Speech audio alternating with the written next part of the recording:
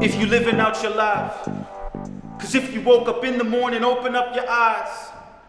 And if you had a bed to sleep in, it ain't no surprise. You're blessed, forget the stress. And there will never be a better day to grind. So every time you see the morning sun, repeat the rhyme. I won't stop cause my soul was meant to shine. Rise on top, sit back, enjoy the ride. Fly high and let your dreams come to life.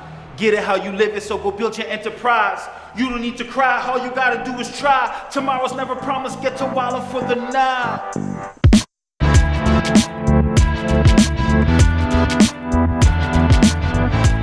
I'm Jamaal Jackson Rogers. I am the son of Terrence Abudar Rogers and the son of Joanne Sabira Rogers. And I'm an artist. I am a poet. I am also a rapper and an arts educator. And I consider myself now to be a mentor and a coach. When I was 9 years old, I was put into ESL class. And it's funny because I spoke English, and generally ESL class is known for bringing in children or adults that don't speak English, that English is not their first language. And being raised in Guyana, which is a Caribbean country, but that's located in South America, I had an accent. I had a patois accent. So when I came to Canada, to Ottawa, they put me in an ESL class, and my father used to make me read the dictionary, me and my brothers, and he wanted us to master the English language. And when I would go to class, I was just frustrated because I knew everything they were teaching me. So imagine yourself as a 9-year-old kid, but you're getting work in class that's for like grade 1, or kindergarten. And I was frustrated until one day my teacher asked me to go to the library and look for a book of poems because we were doing a poetry unit. So I went to the library. I found a book of poems by a Black American poet, Langston Hughes. And I was 9 years old. I'll never forget that day. I opened it up to a poem called Harlem. And from the first line in that poem, I knew that I touched on something, I'd found something that was powerful.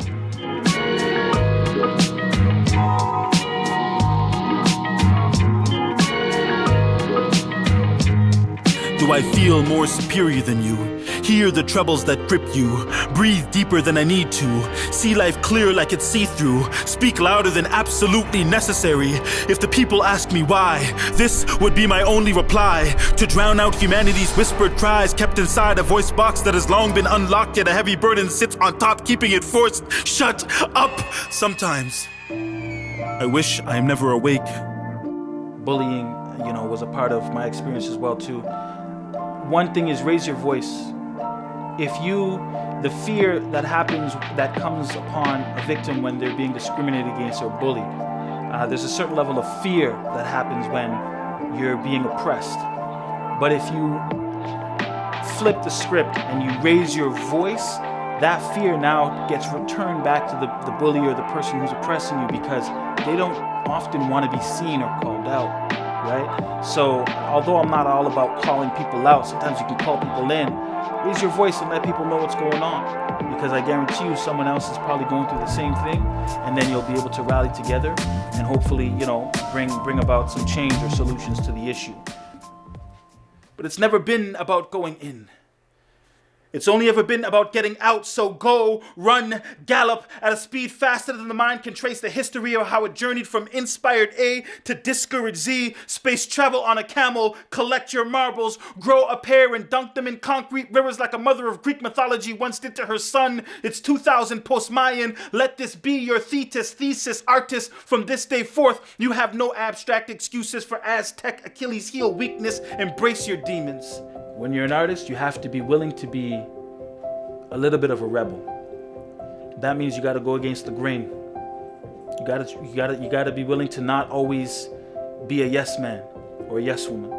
You got to be willing to swim upstream. So be a rebel. As an artist, you have to be willing to take risks. That's another R. Okay, if you're not willing to take risks and challenge yourself, think outside the box. That's what we're supposed to do. We're creatives. The artist label is not enough. You got to go further than that, right? How are you going to manifest your destiny or your reality if you're not thinking outside the box? There's so many other people who want to do the same thing you're doing. So you got to be able to willing to take risks. And the last one is you got to teach yourself some resilience. You got to get tough skin, because if you're not operating with a sense of resilience and toughness, you're gonna find yourself, falling victim to like, oh, let me just take this 9 to 5. Oh, this opportunity's here, it's got some money, I'll just do that and I won't be an artist. But for me, to be an artist is the most liberating thing you can do. It's the most liberating thing you can do, is to say, I'm going to creatively express myself no matter at what cost. And so, that's the struggle. Are you willing to take risks? Are you willing to be a little bit rebellious? Are you willing to learn how to be resilient? If you could do that, I think you're on the right path.